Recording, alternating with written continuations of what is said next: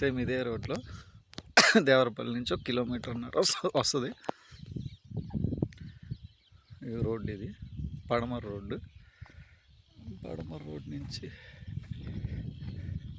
పడమర రోడ్డు, ఉత్తరం రోడ్డు, ఉత్తరం రోడ్డు, పడమర రోడ్డు. ఈ మినిమం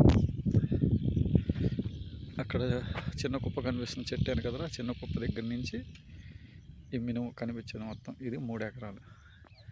దీనికి పడమర ఉత్తరం కార్నర్. ఇది కూడా 2 రోడ్డు.